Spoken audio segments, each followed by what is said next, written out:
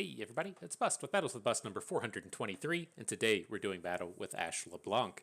And so, in our previous video, we featured 5 decks that we wanted to give a shot in this new standard format, and I'd like to go through some of those videos over the course of the next couple of days for you. And so, as you can see right here, we're playing Ashe Viego, right? We got the Shadow Isles cards all loaded up into our deck. We're ready to do battle with some rando control deck. You should have known better that we were never going to play that as soon as it came up. I honestly gave it a try, right? We're talking about playing all of the Frostbite cards using the new iteration of Frozen and Fear, and then including that with cards like Quietus and Soul Cleave that let you come in and kill units that have less than 3 power, or a small attack, or a small stat line. And I'll be honest with you, I played 2 or 3 games with that nonsense, and I was like, nope, this is just too fucking boring. I'm not doing this anymore. But it did give me a good start with Frozen and Fear. This is a card that I feel like is probably going to be pretty underrated right out the gates, and it's actually a very reasonable card if it has a little bit of support to go along with it. And so we're wanting to try it in this shell today. I don't feel like the deck we're playing today really has enough going for it in terms of interactivity with the Rhinefang pack Frozen and Fear thing.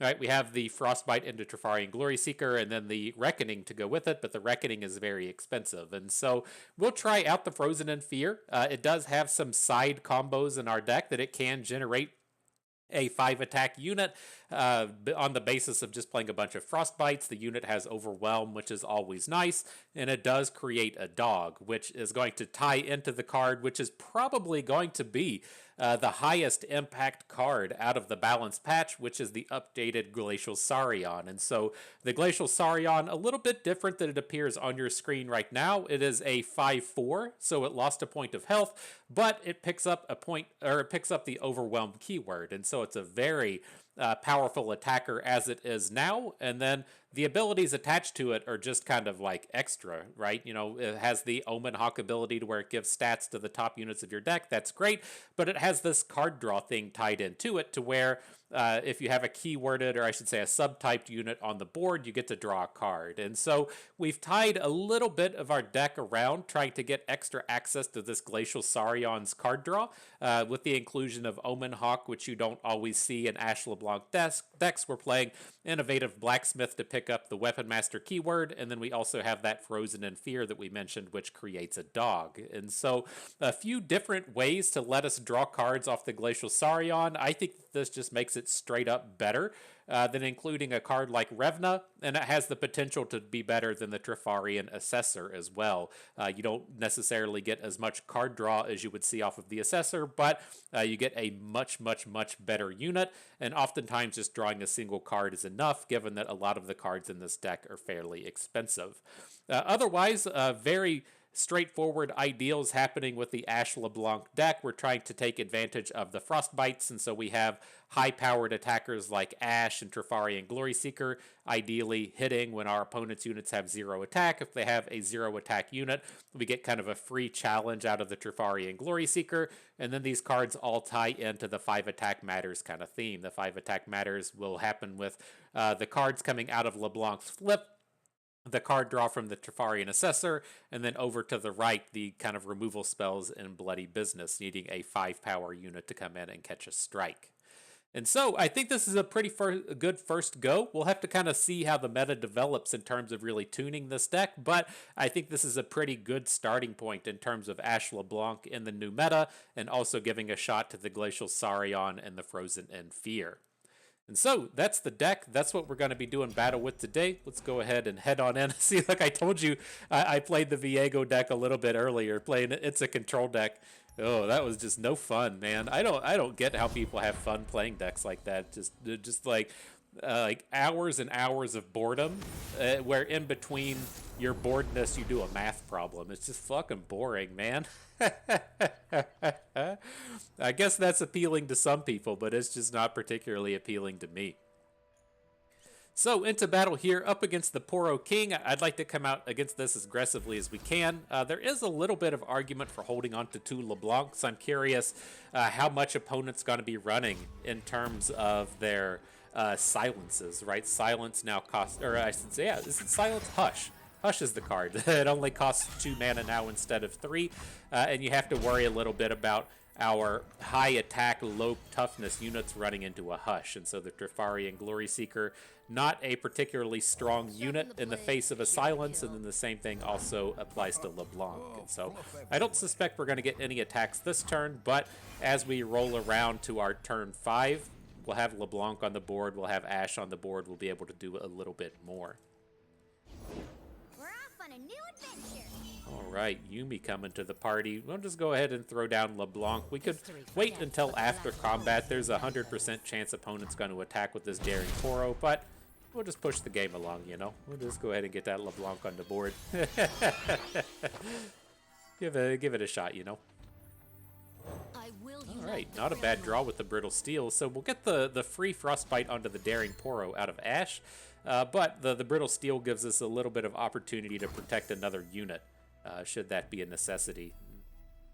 The Shield Vault, not something I was particularly expecting, but I think it's okay. We'll just have to throw away the Glory Seeker at this point. I'm not quite willing to let this Daring Poro just hang out, even though we do have, you know, quite a few Frostbites here. It's just my concern is that as the Yuumi starts to tick up, Yuumi is going to get that spell shield onto the unit, and that starts to be fairly annoying. And so we'll just go ahead and take care of the unit now, and then we'll have some of these combat tricks for later.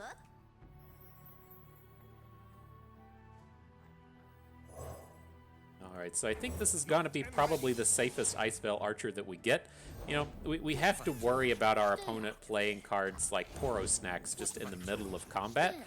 Jesus, he really nailed on all these Daring Poros. But, you know, with that in mind, cards like our Brittle Steel are going to start to fall off, and I don't want to play one of these Frostbites that cares about stats and then an opponent be able to respond to it. I guess the Brittle Steel's burst, so it doesn't matter as much, but it's still a little bit of something to come in and worry about.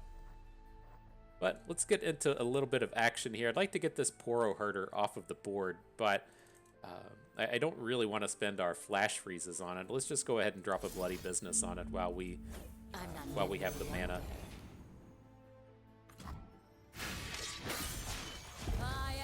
Right, so we got that sweet LeBlanc flip. Good stuff. Good stuff. Let's see if we can get some juiciness happening in this next combat. Don't have any like really compelling targets for a mirror image. We could target Ashe. She's a pretty powerful attacker in this space, but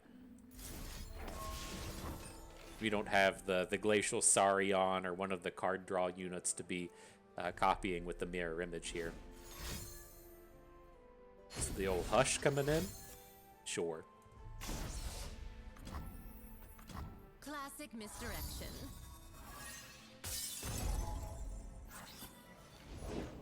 You've been hushed, Ashe. I think it's still okay.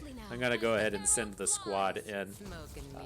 We have, you know, pretty reasonable combat tricks here. We can shut down most of this.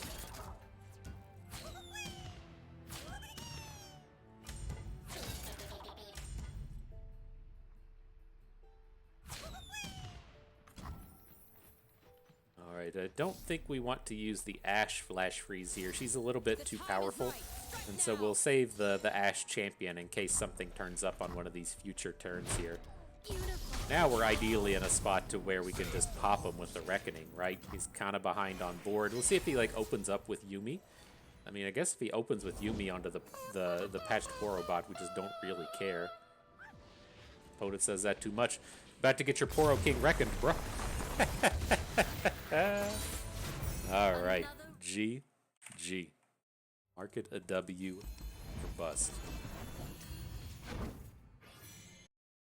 All right, next battle.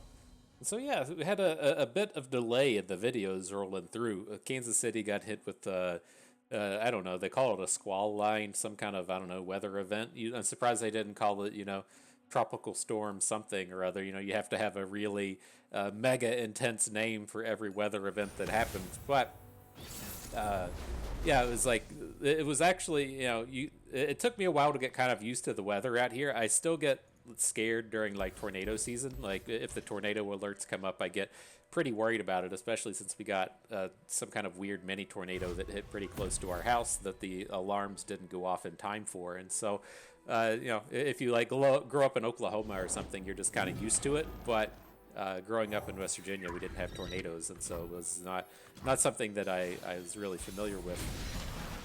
But nonetheless, the weather event hit. It knocked out the power for the majority of the metro for at least one day. I think we were in some kind of spot to where what happened with us was they had our power on the next day, and then it immediately went back off. And so one of the neighbors told another neighbor that basically what happened is during the storm, the power line went down and it set their tree in the yard on fire, and then the power went out, so the tree, you know, stopped burning and shit. And then when they came in the next day and turned the power back on, the tree just caught on fire again, and so they had to immediately turn the power back off.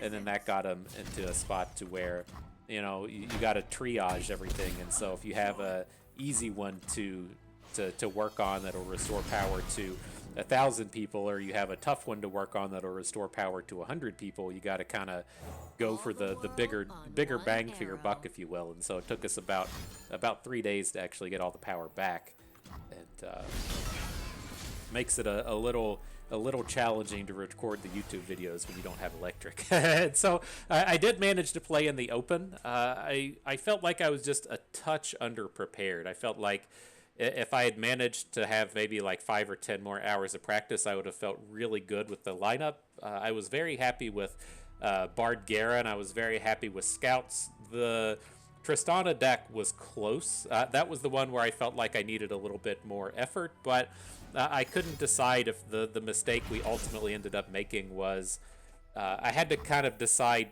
pretty early if we wanted to be in a spot to where let me think on this one. I'd like to get this tentacle off the board. There shouldn't be anything that punishes this bloody business, but let's start off with the combat reel just to make sure we have the extra stats.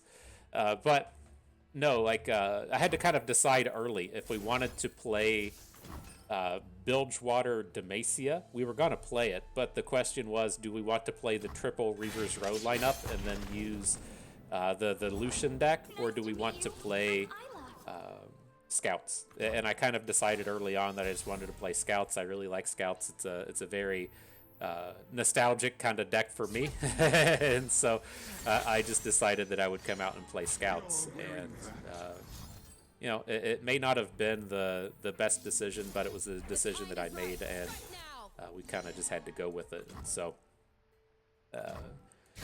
that was, you know, kind of is what it is. But there's the thing that kind of burned me was that there was a lot of people kind of picking up on playing things like Aatrox Vayne, which we were kind of fine with, but then the addition of the Ornn decks that really started to pop off towards the beginning of the event, that was just like a little bit too much for me. I don't know who came up with the idea to play Fizz, Aatrox Vayne, and then Jax Ornn, but ran into it a few times, and it was definitely a problem. And so, you know, kind of a bummer, but it is what it is.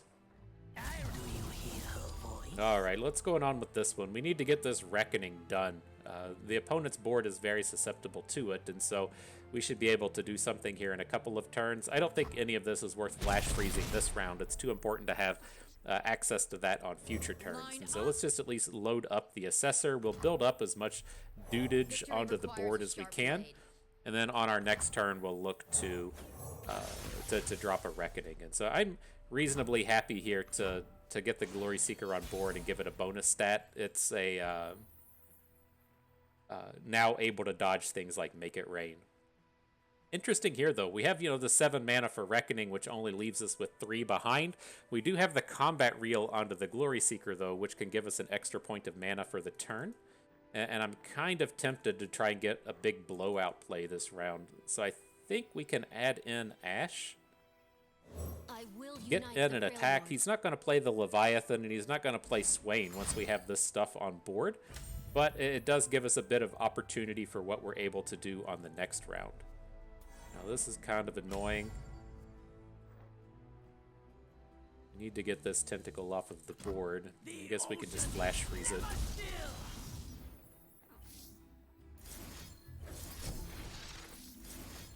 Not really how I was intending on this turn to go. I really want to be able to Reckoning away a Swain, but I don't know. He doesn't have the mana to play this turn, so maybe we're at least safe for a round. Oh, I've never met anyone like Get our reputation as well, which is kind of cool. But if he plays like the Leviathan right now, we're not able to interact with him very well.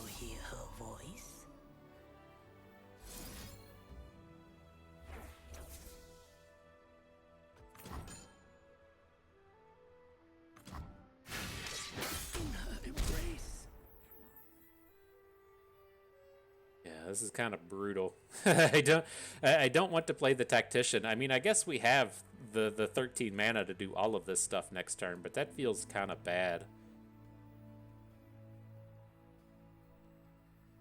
Let's pass and see what happens. This is just like such a bad board to be trying to drop these cards on.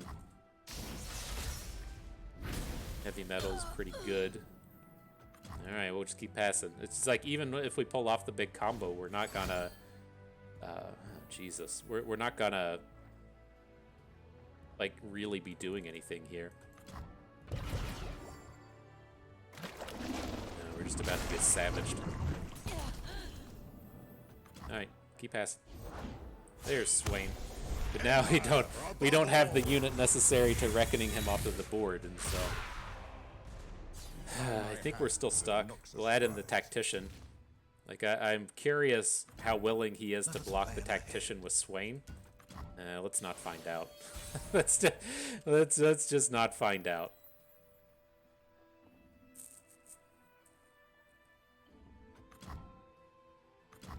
Alright, I think we can keep going. You know, we have the good block on Swain. He's got to do something, right? He's got to do something. Now this gives us some raw power. It does, I mean, it does kind of suck that he's got the extra Swain in hand now, but you know, it gives us a shot.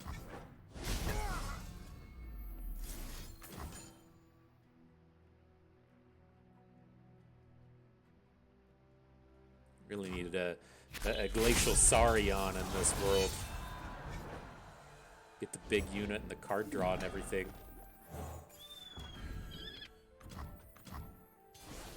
What you got for us, deck? Give us something good. I guess LeBlanc is okay. A petal for the thorn. It's like, does he ever come in and really block this stuff? Thunder is to die. You dare oppose Noxus? The answer is yes. And so, at least with the damage that we put onto Swain, we can hit him with this Brittle Steel now. It's not particularly exciting. Oh my god, he had the actual third Swain in hand. Okay.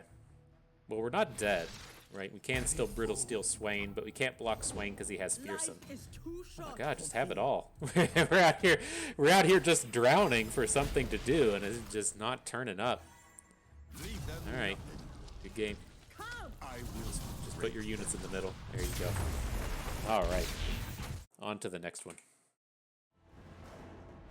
That was rough. That's one of the downsides to playing the version that we're playing right now is we have all of these Omen Hawks into our deck, and it's a very strong, you know, early game card. But as you run into these spots to where it's turn 8 and turn 9, and you're facing down the Leviathan and Swain, and you're drawing Omen Hawks instead of stuff like Revnas, it's kind of tough in that spot. They kind of deserve it once they get it there, but that felt like kind of a weaker draw across the board. So, good game. Alright, next battle. We haven't been drawing any of our sweet cards, right? Our Glacial Saurion's non-existent. Have we drawn the dog Frostbite yet? I don't think so. I'm curious in terms of the dog Frostbite. The thing that I think maybe the closest comparison point to is going to be Concussive Palm, right? Concussive Palm does a similar thing where you get to kind of shut down a unit for a turn and then you get a 3-2 out of it. But Concussive Palm is a fast spell, right? And so you can react in the middle of combat with your Concussive Palm, but the downside to Concussive Palm is it doesn't potentially make a, like a 5-4 or a 6-4 overwhelm that just has a lot of real raw power to it. And so I'm kind of curious how this unit will play out, if it's something that we're really interested in, and if that power level is enough to warrant its inclusion in some of these decks. But up to the next one. Sorry for the lack of a tracker. This is one of the things that pisses me off as well. I saw with the LOR Master Tracker that they did start to update it to where it's actually pulling in the rankings now, but it's still like fucking up on the screen. It's not loading. I've restarted the game a bunch of times, and so I really want to just switch over to the Runeterra.ar tracker, but I can't for the life of me figure out how to get that thing to actually fucking load. And so like that's just kind of thing number one with your app, right? You need to turn it on and it needs to do something, and like it's I don't know. In my old age, maybe I'm just too old to figure out the apps that the kids use, but it's been kind of ridiculous, like following all the steps to get it picked up, and then it's still just not doing anything. And so I don't know. It's kind of a frustrating state that the world is in. And then there's the Runeterra not Runeterra.ar. There's still like the Mobalytics shit out there that pisses me off to no end, as to where I get that Riot supports Mobalytics and they have kind of a scratch my back, scratch your back relationship in terms of League of Legends, but I think it's very obnoxious that Riot continues to support Mobalytics, and then they basically said back in like Vandal City at the release of set 5, they're like, yeah, we're just not going to do this anymore. But whenever the new set comes out and everything, Riot still comes out and advertises and supports Mobalytics. And so it's like, what value does someone have to, coming out and getting a tracker active and up and running? It's very low. There's not a lot that you can realistically get going for it, in the sense that, if you want to get a even break-even monetary return on your money, I have to assume it's pretty close to impossible. Like, I hope that the Runeterra.ar guy is actually making a buck or two, and not just like sinking hundreds of dollars into that website. But if that's what it said was happening, I wouldn't be surprised in the least. And so I wish if Riot was going to devote their resources to something, it would be devoted to something like Runeterra.ar, where they actually give a fuck and try, as opposed to the company that said, yeah, fuck you, we're not doing it, piss off. It just pisses me off to no end.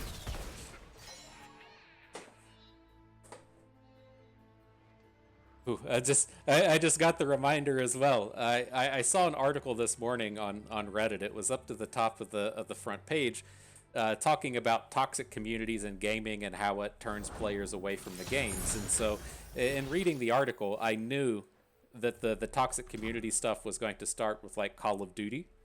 Just like playing Call of Duty is kind of abysmal, and that was probably where it was going to end. I knew as soon as I pulled up the Riot comments, as soon as I pulled up the Reddit comments, the top comment was going to be League of Legends, and it was 100% spot on. That was exactly what happened. Top comment, League of Legends. And I tried to think, I was like, man, I wonder if the other, kind of like Riot properties are in this way. And I remember a few weeks ago, Riot Mort, he's the head of Teamfight Tactics, had to come out and say, hey, it would be cool if you all quit sending death threats to my family. Well, that's pretty cool. That's pretty good community right there. And I got to thinking to myself just a little bit more, and I was like, the Runeterra community is pretty good. At least the people I interact with seem to be pretty on point and on par. And then I was like, oh yeah, Mobalytics, they were supporting the they were supporting the guy that was like abusing his girlfriend and whatnot, and had to quit streaming because of the backlash of his nonsense that he was pulling off. And I was like, well, I guess that kind of is what it is. Maybe maybe the community aspect isn't something that you get to really come out and preach on when that's who's getting the support out there. But keep at it, guys. Keep at it. Keep supporting Mobalytic. Keep supporting Swim. They deserve it all. My move. Fucking nonsense. Alright, back into this game though. I'm trying to pull off a Reckoning at some point, and I'm not certain with this match. This is one of these spots to where you know, I wish I had gotten a lot more time in playing against the Samira Fizz deck in terms of how do we need to kind of react and respond to a Powder Pandemonium. Like, do we need to save this Reckoning for a Powder Pandemonium? I'm not sure. This should be a good enough one. Like, this board is, you know, pretty powerful in the sense that it's got both of his champions on board. Fizz is about to flip, and Samira could realistically flip this turn, with opponent having her at 3 and 4 mana active right now, and so it seems reasonable to kind of just come in and get a shutdown on this, so that as next turn comes about, if they do play Powder Pandemonium, we take like 6 damage, and maybe we can deal with needing to block the stuff, but if he's going to try and go for at least the big OTKs off of Samira rallies, we should be pretty safe. Do lose our innovative blacksmith this way,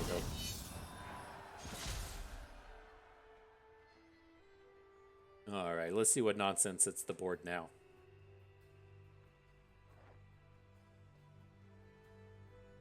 Trying to think, like, how excited would we be if we drew the Frozen in Fear, right? We played it, we got the 3/4 wolf, or the 3/4 dog, and then a Frostbite that we could maybe do something with, level up our Ashe a little bit.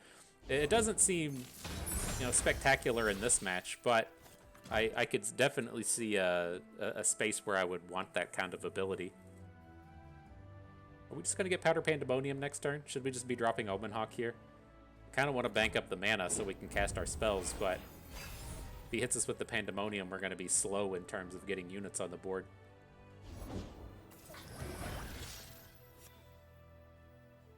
Still got 7 mana behind. This is just gross.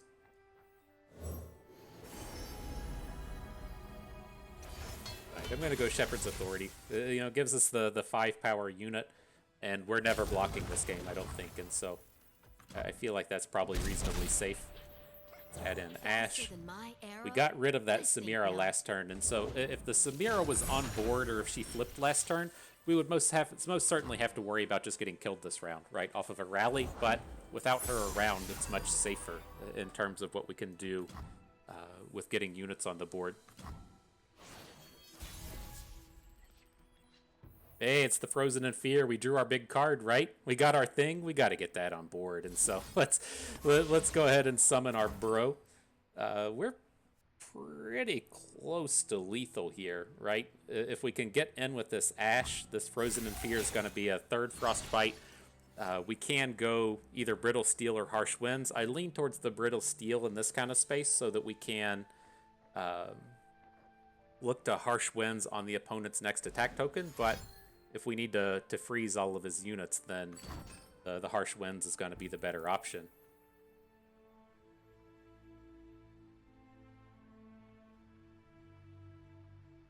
I mean, that's pretty close to lethal.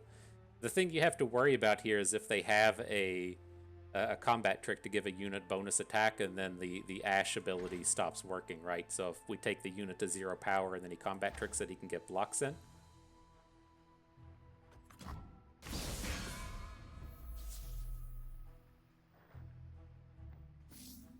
Probably still just worth it.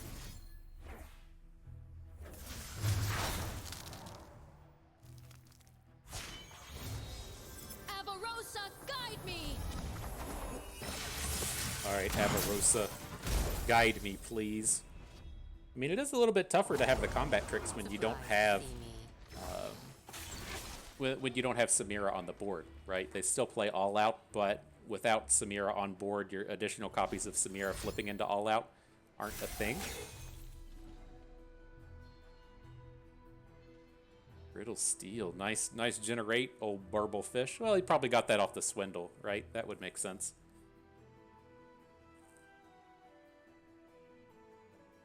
Not a bad attack, though. Not a bad attack. There's the All Out. Everybody's just got it all today, man. Everybody's got it all.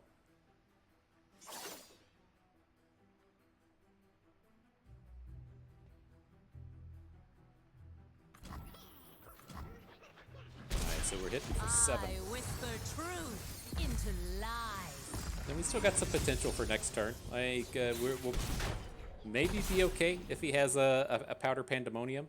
we can probably fill out the board so we don't take too much damage. We have a couple of interactives in the Brittle Steel and the Bloody Business to stop some of these elusives for the round.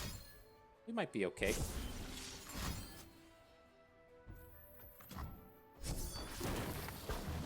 That's not what you want to see. What's the what's these powder kegs coming on board for?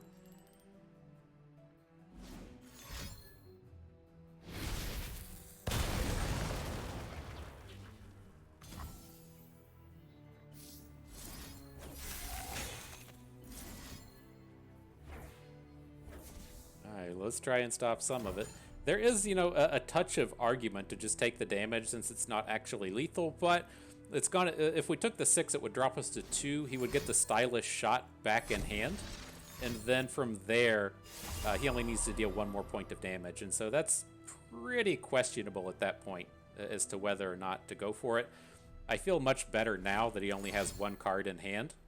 That's enough for the lethal, sure, but there is some argument to just kind of come in and let that damage roll through. But oh, hang on, we can do this, right? Don't give up so fast, Bust. Oh, opponents dropping emotes. Opponents dropping emotes. Alright, I'll go to 2.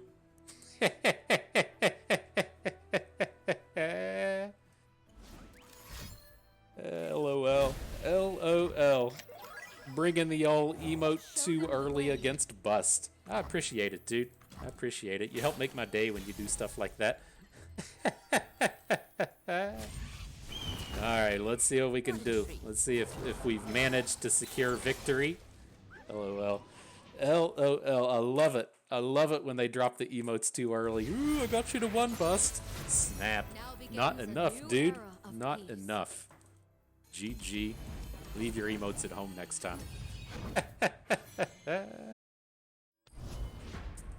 Alright, next battle. Look at this. We're ramping right up. Being masters in no time on this account. I'm playing on the second account. I feel like I was looking at the event pass on the main account, and we're at like 4 sections, four items to go. And so I would like to finish out the event pass on this account as well. And so I've been trying to get this one leveled up a little bit. Got to go and unlock all those sweet emotes and everything, you know.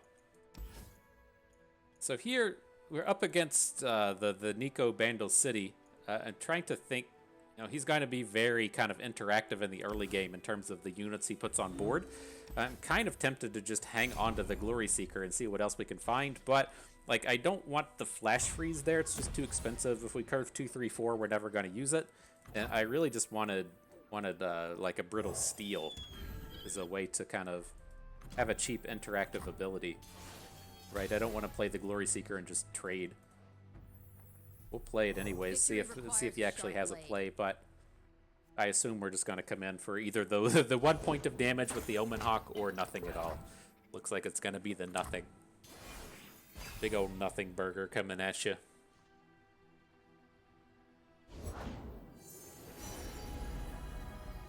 Anyone seen any sheep around here? Interesting. I was curious if he was going to self-equip on that turn, given that our Omen Hawk can come in and trade with the Wandering Shepherd.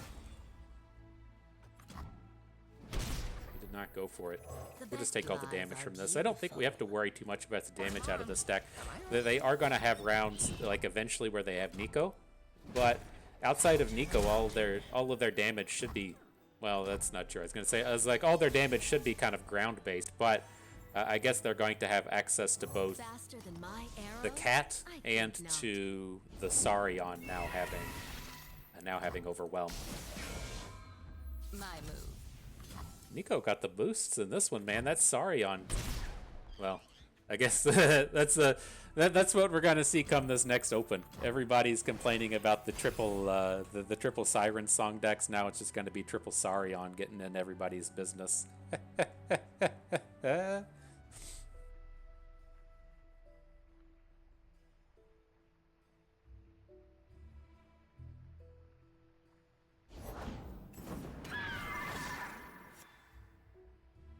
Interesting.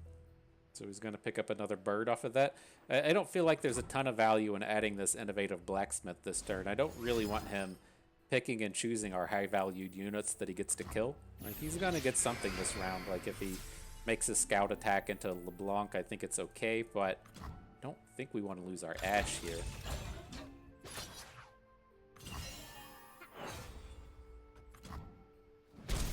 Now we are getting nugged, though.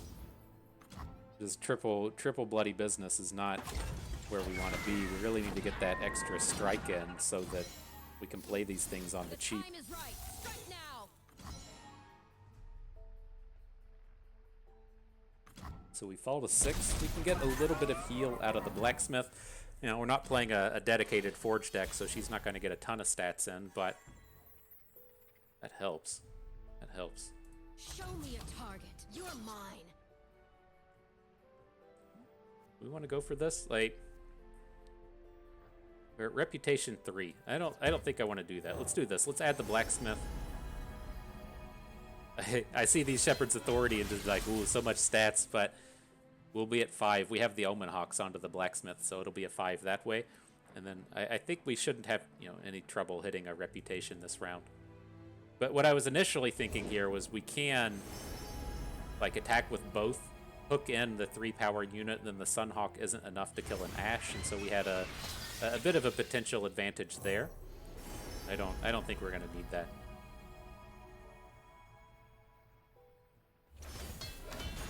Get in another equipment.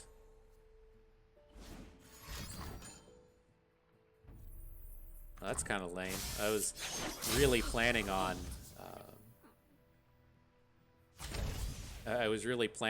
attacking, and then, well, we wouldn't have had the stats to bloody business anyways.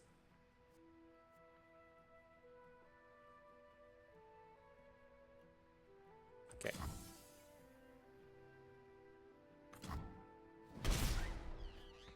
Now we're reputationed.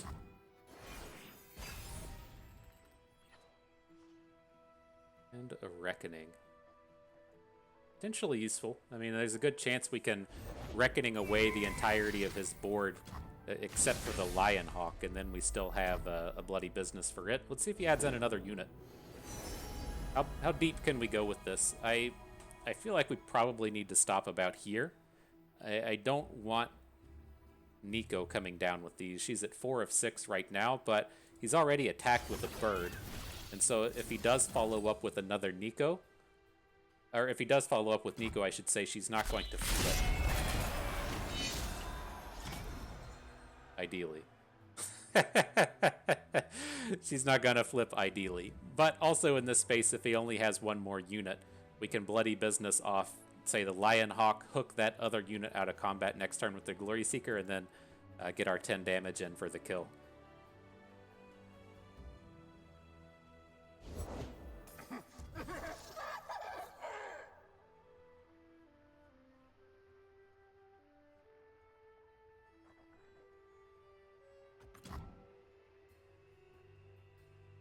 Oh no, we should have just done it. I assumed that he was going to be playing Darkness on our units, but he most certainly doesn't have the mana to play it. So let's take this unit down and then try and get the lethal next turn. Almost whoopsied that one right out of the place.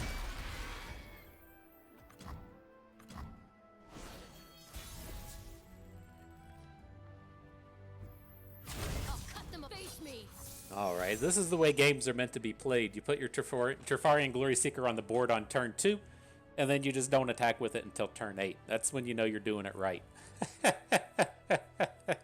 That's how you know you're doing it right. You say, oh yeah, I'm gonna play this worthless unit. But she's gonna come in and impact it when it matters.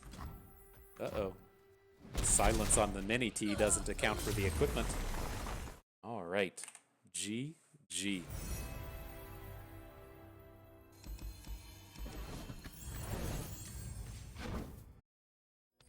Let's get one last game in today. We usually do 8. Some of these have gone kind of long. We're going to have to cut it down to 5. I feel kind of bummed out with this. I was really hoping we'd get to draw more of the Saurion and the Frozen in Fear. We'll see if they decide to make an appearance in this final game. But, you know, that's the way the cookie crumbles sometimes.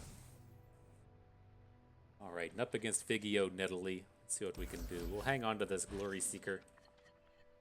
Get a little bit of that early game interactivity. Not a bad pickup with Ashe.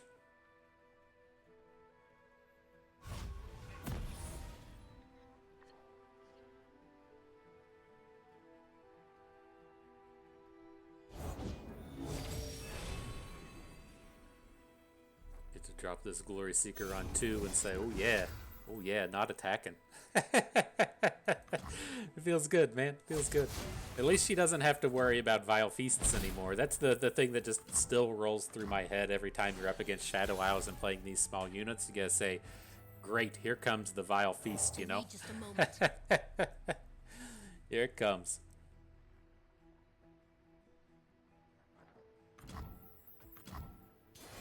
Alright, I was considering holding on to the Glory Seeker until this next turn and just banking up the mana, but with the addition of the Blacksmith now, I want to make sure we can get the Blacksmith on board, continue up our curve. This Ashe should still be quite good, rolling in on turn 4. I was leaning towards the Sandsworn Amulet, given the units that we have on board. Just getting a little bit more health onto the Blacksmith, and then letting it kind of attack through the 2-1 over here. But the Fish-A-Whack's probably just going to be stronger as the game progresses. If we're able to load up the Tactician or Ashe with a Fish-A-Whack or something, or even the Trifarian Glory Seeker, getting a good challenge in with that Overwhelm. Boy. And it says, no thank you. Will not be using that equipment today.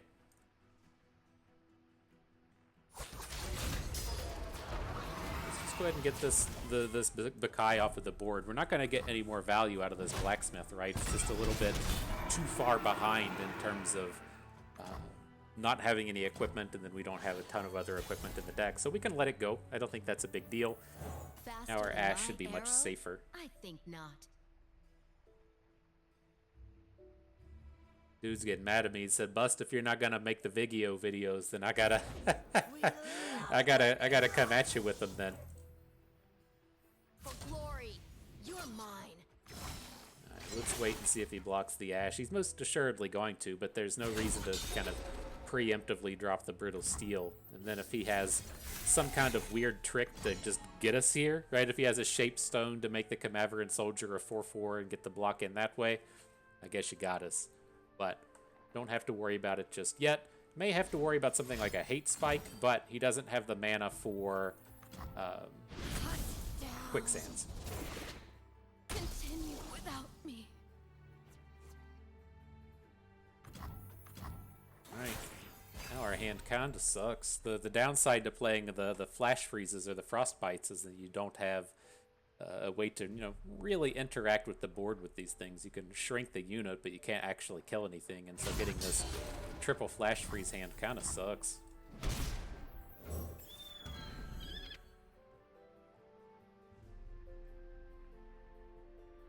I wouldn't be opposed to picking up a Frozen in Fear right now, right? Frozen in Fear would be pretty powerful on this board if we were going to get the unit, Frostbite the Soldier, hook the Soldier with the Glory Seeker, and then still have a good combat against whatever else he has. I think it would have been nice, but we got to spend some kind of mana here, so we could have potentially just hooked the Husk, but I don't particularly care. I mean, it is Viego coming in, but I don't think it's that big of a deal.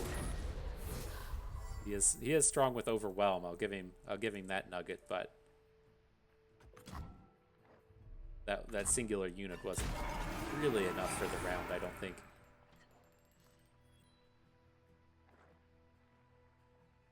Yeah, these are all so expensive. I mean, if we can get into the next turn, we can do the Reckoning plus the Three Sisters. We just need the 4 mana for the Flash Freeze that we don't currently have at the moment.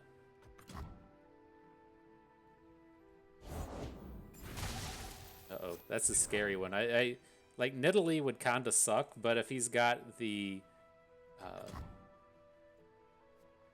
counterspell unit, whatever you are, the Vestaya, that's where the trouble would come in.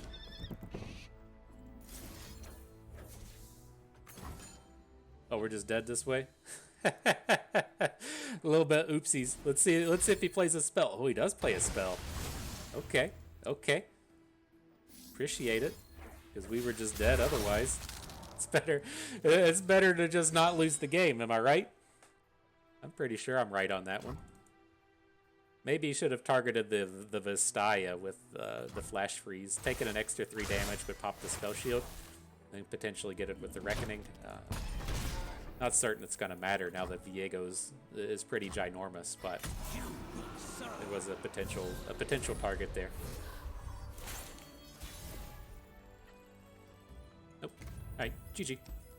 And so yeah, not a bad set of games. We can pull this up a little bit more and talk about it. And so, I feel like the games went at least the way I would kind of expect. We struggled against the more control-heavy decks of the format, right? We lost to the Swain deck, we lost to the Viego deck. I'm not super surprised to see that. This is a deck that's looking to more so pick on the aggro decks, and then more so, I guess even more so, is the mid-rangey style decks, as to where if you want to think of a space to where your flash freezes are going to be good, if your opponent has 20 power on the board spread across 6 units, or if they have 20 power on the board on 1 unit, your frostbite's going to do much more work against that singular unit. And so you're trying to kind of find yourself in that mid-rangey space in the middle to where you're getting maximum value out of these flash freezes. But nonetheless, the big thing we were trying to get out of this video is, trying out the Glacial Saurian and also trying out the Frozen in Fear.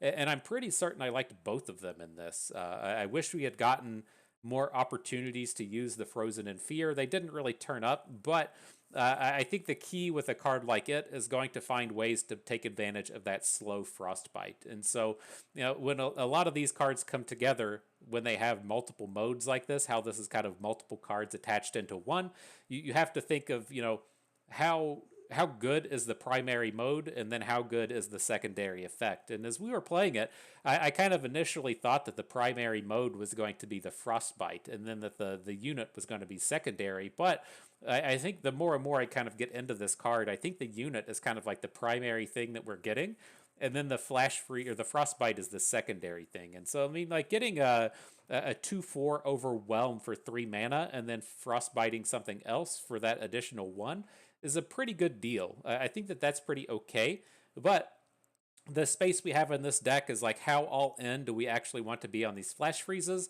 and how else can we take advantage of these frostbites? Because as our deck list right here goes, the only way that we really have to take advantage of this Frozen in Fear is going to be with the Trifarian Glory Seeker, right? It's too expensive to tie in with a Reckoning, and then it's it's kind of too slow to work with some other cards. And so you can definitely make it work, in the sense that we had that like one game where it would have been so nice to where if we get to Frozen in Fear literally anything, and then hook that anything with the Trifarian Glory Seeker, and then still have that relevant unit on the board.